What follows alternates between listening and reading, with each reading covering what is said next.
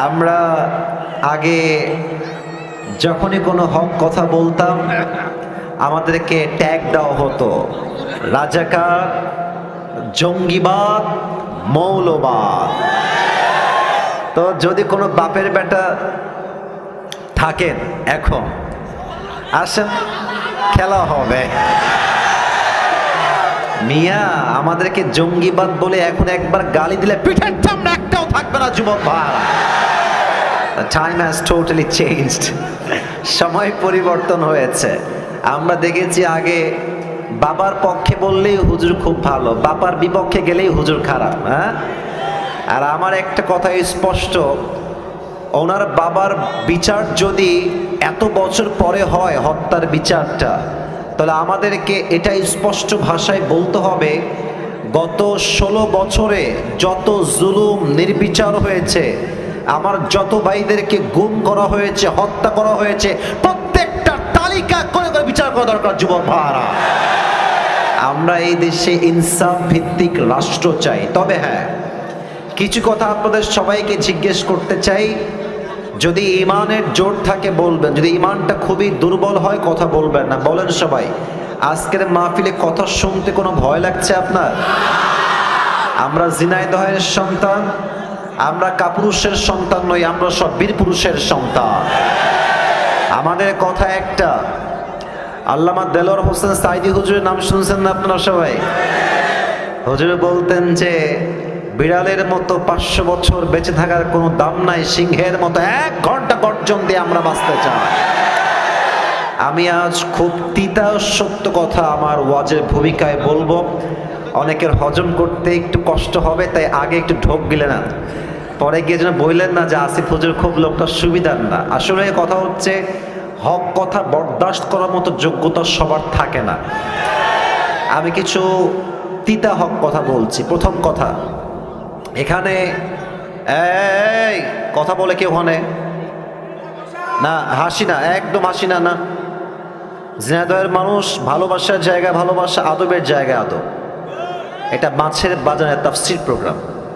আপনি ইচ্ছা মতো ওখান থেকে যে কেউ ডাকতে পারবেন না, প্লিজ বোঝার চেষ্টা করেন। এখানে অনেক মিডিয়া আছে, এটা কালকে বদনাম হয়ে যাবে। মেহেরবানি করে আমি আপনার পায়ে হাত রাখলাম, যান, এর চেয়ে বড় বিনয়ী আমি আর হতে পারছি না। পায়ে হাত রাখলাম, কিপ কোয়াইট, একদম চুপ থাকেন। আমি যা বলি মনোযোগ দিয়ে শোনেন। 1 নাম্বার কথা, এখানে অনেক দলের ভাই থাকতে পারেন, অনেক দলের লোক, যে কোনো দলের লোক হতে পারেন। আমি আসিফের কিছু কথা আছে, এটা হচ্ছে আমার ব্যক্তিগত চিন্তা। I hope you will go to agree, আপনারা একমত হবেন বলে আমি আশা রাখছি। নাম্বার 1 কথা হচ্ছে, দেশটা আগে স্বাধীন ছিল না, দ্বিতীয়বার দেশটা আমরাই স্বাধীন করেছি, ছাত্র জনতা এটাকে স্বাধীন করেছে। আমরা ঠিকটা আপনি পয়েন্টে বলেন, এখন আপাতত চুপ থাকেন, যে পয়েন্টে বলবেন সে পয়েন্টে বুঝে বলবেন। আমরা দেখেন, শহীদ আবু সাইদের নাম শুনেছেন না আপনারা সবাই? আচ্ছা বলেন তো, শহীদ আবু সাইদ কি কাউকে আগ বাড়িয়ে গুলি করতে গেছে?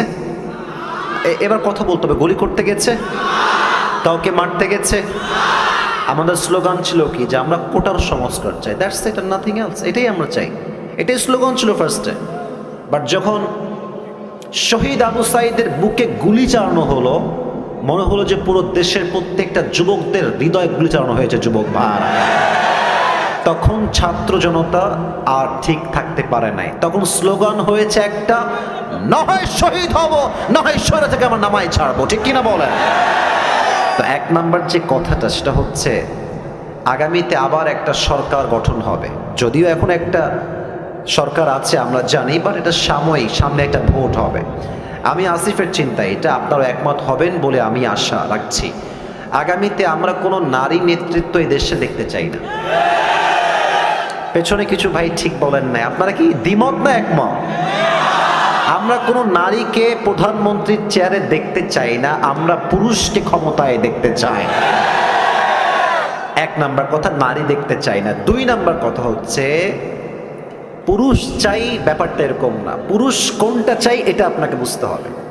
আমরা কেমন পুরুষ ক্ষমতায় দেখতে চাই? আমরা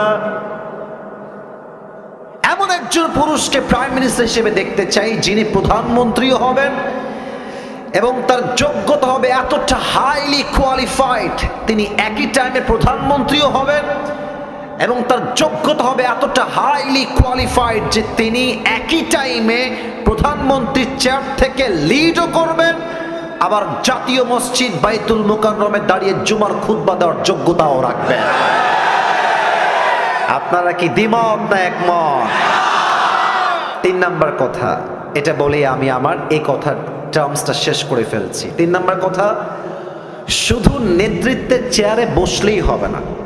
ইসলাম যেই বিধানকে প্রতিষ্ঠিত করতে বলেছে সেটাকে প্রতিষ্ঠিত করতে হবে। বাতিল পক্ষ তো রাগ করবেই। আমাদের পাশের দেশ ভারত আমাদের সবচেয়ে বড় শত্রু দেশ, যুবক ভাইরা। আচ্ছা, এদের যে সাংবাদিকগুলো আছে এসবগুলো হকার মনে হয় আমার কাছে। একটা আছে দেখবা, বাংলাদেশ আর থাকবে না। একে দেখলে মনে হয় যে এই বেটা গুলিস্তানে আন্ডারপ্যান্ট বিক্রি করলে বেশি মানাবে, যুবক ভাইরা। আর একে দেখে কেমন যেন আমার হিজড়া মনে হয়। হিজড়া দেখবা কথা বলার আগেও ঢং দেয়, মাঝেও ঢং, শেষেও ঢং। আর ও কেমন যে তিরিং বিরিং করে একবার ওই দিকে, আর এমন একটা ভাবে সাংবাদিকতা করে, নিউজ রিপ্রেজেন্ট করে, মনে হয় দ্বিতীয় বিশ্বযুদ্ধ লেগেই গেল। আর কি বলছে, আমি আজকে অভিমান করেছি, আমি কোনো কথা বলবো না। বেটা, বাংলাদেশি তোর বাপের সম্পদ নাকি রে বেটা? এটা হাজার মায়ের ইজ্জতের বিনিময়ে দেশটা আমরা স্বাধীন করেছি। দয়ের মায়েরা, চট্টগ্রাম নেই বা মামুর বাড়ির আবদার, এই দেশের 1 ইঞ্চি মেটি আমার কলিজার টুকরা মাটি, যুবক ভাইরা। এই দেশের 1 ইঞ্চি মাটি ভারতের ডানের কাছে ছাড়া হবে না, ঠিক কিনা বলে? 3 নাম্বার কথা, আল্লাহর হুকুমকে এই জমিনে, আল্লাহর রাজকে এই জমিনে কায়েম করতে হবে। কেমনে করবেন? যত বিচার আছে আল্লাহর কোরআন দিয়ে হবে। কথা একমত না দ্বিমত? আচ্ছা, আমি ছোট্ট একটা এক্সাম্পল দেই, যেহেতু কথা শুরু হয়ে গেছে, কথা না বললে তো পেটের ভাত হজম হবে না আমাদের। আচ্ছা ভাই, আপনি একটু দাঁড়ান তো। না, ধমক দিব না। ভাইজান, আপনার নাম কি? সজীব ভাই। একটু সবাই দিকে তাকান তো।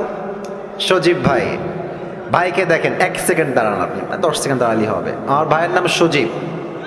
ভাইজান, আপনি বসে পড়ান। আচ্ছা, আজকে ভাইকে আমি ওই সাইডে নিয়ে গিয়ে, আপনি উল্টা বললে কথা ভাবে, তাই না? আপনার হাত ঠ্যাং কেটে ফেলবো আজকে। ঠ্যাং কেটে ফেললাম, কথার কথা, একটা ক্ষোভে সজীব ভাইয়ের ঠ্যাং কেটে ফেললাম। বলেন তো কি কাটলাম? আরে ভাই, ঠ্যাং মানে পা। ঠ্যাং মানে কি? পা। তো কালকে আমাকে জেলখানায় দেওয়া হলো।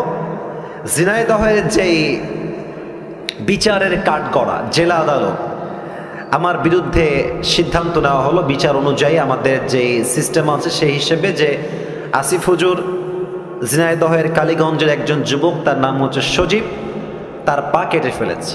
এখন আমাদের দেশের যেই তথাকথিত নিয়ম আছে সেই অনুযায়ী আমাকে দণ্ড দেওয়া হলো, যে আসিফ হুজুরের 1 লাখ টাকা জরিমানা দেওয়া হলো, আর 1 বছরের জেল। For an example, it is just an example and nothing else, just উদাহরণ দিচ্ছি। 1 বছরের জেল আর কয় লাখ টাকা জরিমানা?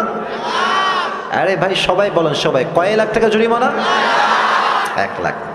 আচ্ছা, কোনো একটা জিনিসের ওজন ঠিক আছে কিনা এটার জন্য আমরা একটা জিনিস দিয়ে মাপ দিই, এটার নাম কি? পাল্লা। কথা না বললে কারে ওয়াজ করি? কি পাল্লা? দাড়ি পাল্লা। তো মিজানকে আপনি নেন, দাড়ি পাল্লাকে ওঠান, ডান পা, ওর যে পাটা আমি কেটেছি ওর পাটা আপনি দাড়ি পাল্লার ডান দিকে দেন। আর আমাকে যে 1 লাখ টাকা জরিমানা করা হয়েছে, 1 লাখ টাকা নেন, আর 1 বছরের জেল বাম দাড়ি পাল্লায় রাখেন। তাহলে এদিকে সজীবের ডান পা, আর এদিকে আমি আসিফ হুজুরের 1 লাখ টাকা আর 1 বছরের জেল। টান দেন তো, সমান সমান হবে? সমান সমান হবে? হবে না। আচ্ছা, আপনি আরো বাড়ায় দেন, জরিমানা আপনি দেন 2 লাখ টাকা, আর এদিকে আপনি দেন মনে করেন যে আরো 2 বছরের জেল। সমান সমান হবে?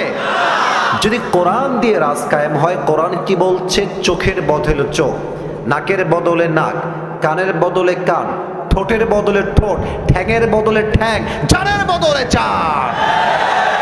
ওর ঠ্যাং যে আমি কেটে ফেলেছি, ওর ঠ্যাংটা ডান পাল্লায় দেন, আর আমার ঠ্যাংটাও কেটে ফেলেন, বাম পাল্লায় দেন, টান দেন, দেখবেন সমান সমান হয়ে গেছে। তাহলে এই দেশে যদি আপনি ইসলামের রাজ কায়েম করেন, কোরআনের রাজ কায়েম করেন, পুরো দেশটাই সোনার দেশ হয়ে যাবে। আমার 2 বছর আগে আল্লাহ তাআলা আমাকে উমরাহ করার একটা সুযোগ দিয়েছেন, আলহামদুলিল্লাহ। আমি নবীজির রওজায় গিয়েছি, মক্কায় গিয়েছি, মদিনা আমি ভিজিট করেছি। তা আমার এখনো মনে আছে, মদিনায় যখন আমি গেলাম ফর দ্য ফার্স্ট টাইম, তখন বাজে রাত 2টা বা 3টা। আমি এয়ারপোর্টে ল্যান্ড করেই মদিনায় চলে আসছি, নবীজির রওজার সামনে। এই সোনামণি, বসো বসো বসো। এ নতুন নাকি রে? এখনো যাইতেছে? বস রে, বসো। না না না, যাওয়া যাবে না, বসো। ওয়াশরুম সব পরে হবে, বসো। ওকে ধরে বসো। না না না, এত সোজা? আরে বাড়ি কোথায় রে? বাড়ি কোনে ভাই? বসো ভাই, ওনে বসো ভাই। কোনে যাওয়া যাবে না ভাই, বসো। সবাই একটা কাশি দেন। কি সাহস রে, তাফসীর শুরু করলাম না, উঠে যাচ্ছে রে। সবাই একটা তাকবীর দেন, লিল্লাহি তাকবীর। তো আমি যখন নবীজির রওজার সামনে ঘুমালাম, দ্বিতীয় দিন বাদ এশা ঘুমায় গেলাম, এশার নামাজ পড়ে। তো আমার আইফোন, আমার অ্যান্ড্রয়েড ফোন, আমার মানি ব্যাগ, আমার রিয়াল, পাসপোর্ট সব আমার বুকের ডান পাশে আমি রাখলাম। ওপেনলি ঘুমায় গেলাম নবীজির ঠিক রওজার সামনে। আইফোন রাখা, অ্যান্ড্রয়েড ফোন রাখা, টাকা রাখা, রিয়াল রাখা, বাংলাদেশি টাকাও সেখানে ছিল, মানি ব্যাগ ছিল, পাসপোর্ট সব ওখানে রাখা আমার। তা আমি ঘুমালাম ঠিক এশার নামাজের পরে।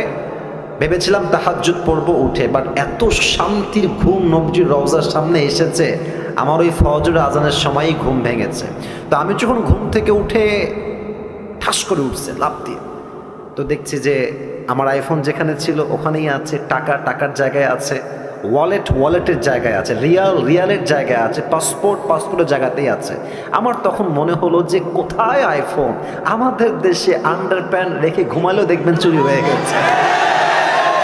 তো সৌদি আরবে আল্লাহর কোরআনের সব আইন কায়েম হয় নাই, কিছুটা আইন কায়েম হয়েছে। সৌদি আরবে এই নিয়ম আছে, ওয়াসারিকু ওয়াসারিকাতু ফাকতাউ আইদিয়াহুমা জাযাআন বিমা কাসাবা নাকালাম মিনাল্লাহ। যদি কেউ চুরি করে ফেলে, সঙ্গে সঙ্গে cut down his right hand, হাত কেটে ফেলো। এই জন্য সৌদিতে অন্য পৃথিবীর প্রত্যেকটা দেশের চাইতে চুরির সংখ্যা কম, শান্তি বেশি। যুবক ভাইরা ঠিক কিনা বলো? কয়েকটা আইন দিয়ে যদি দেশটা এত শান্তি হয়ে যায়, কোরআন আইন দিয়ে, আমার তো বিশ্বাস যদি আগামীকাল এই দেশটা কোরআন দিয়ে চলতে শুরু হয়ে যায়, পুরো দেশের প্রত্যেকটা ইঞ্চি ইঞ্চি মাটি কোরআনের মাটি হয়ে যাবে। জিনাদার ভাইরা, আল্লাহ এই দেশটা আমাদের সবাইকে দেখার তৌফিক দান করে পড়া আমি না, জোরে বলুন সবাই আমিন। আচ্ছা, আপনাদের বউ আছে কার কার? একটু হাত তুলেন তো। আচ্ছা আচ্ছা আচ্ছা, হাত নামান। আপনাদের বউ নাই, খুব কষ্টে আছেন কারা? একটু হাত তোলেন। আচ্ছা, আপনাদের কারো বউ নাই? আমি বিশ্বাস করি না, মিথ্যা না সত্যি? আরে আব্বা বোঝে না রে, ছেলের বিয়ের বয়স হয়ে গেছে। আমার মনে হয় যে এবার শীতকাল যুবকদেরকে বিয়ে দিয়ে একমাত্র শীত দূর করা সম্ভব হবে। যুবক ভাই, আমার আব্বা জানদেরকে পায়ে হাত রেখে বলছি, আব্বা জান, আপনি যদি আপনার ছেলেকে সঠিক সময়ে বিয়ে না দেন, আপনার ছেলে যত ঘাটে পানি খাবে প্রত্যেকটা দায়ভার কিয়ামতে আপনাকে বহন করতে হবে। আব্বা জান, আব্বা জানকে বলে কোনো লাভ নাই গো, সব দোষ বেশিরভাগ মেয়েদের। যুবক ভাই, তুমি মেয়েকে বিয়ে করবা, মেয়ে বলবে যে টাকা আছে, সরকারি চাকরি আছে তোমার। আর কিছু কিছু মেয়ে তো সরকারি চাকরি পাইলে টাকলার সঙ্গে বিয়ের পিড়িতে বসে যায়। পয়সা হি সব কুছ হ্যায় মেরে দোস্ত। এখনকার মেয়েদের কাছে চরিত্রের চাইতে টাকাটা বেশি ম্যাটার করে। যুবক ভাই, বাসও খায় সেই লেভেলের। কারণ যেই চরিত্রহীন ছেলেকে আপনি টাকা দেখে বিয়ে করছেন, প্রিয় বোন আমার, উইথ ডিউ রেসপেক্ট বলছি, আমি আসিফ আপনাকে সম্মানের সঙ্গে বলছি, আপনি টাকা পাবেন, ঢাকার গুলশানে ফ্ল্যাট পাবেন, BMW পাবেন, রোলস রয়েলস পেতে পারেন, ডুপ্লেক্স ট্রিপ্লেক্স ফ্ল্যাট পেতে পারেন টাকার জন্য, বাট ওয়াল্লাহি বিয়ের পরে যে আত্মকেন্দ্রিক মনের একটা প্রশান্তি আছে, চরিত্রহীন ছেলের কাছে, বুইড়ার কাছে আপনি ওই সুখ খুঁজে পাবেন না। আল্লাহ প্রত্যেকটা বোনদেরকে বোঝার তৌফিক দান করুন, সকলে মন করে পড়েন আমিন।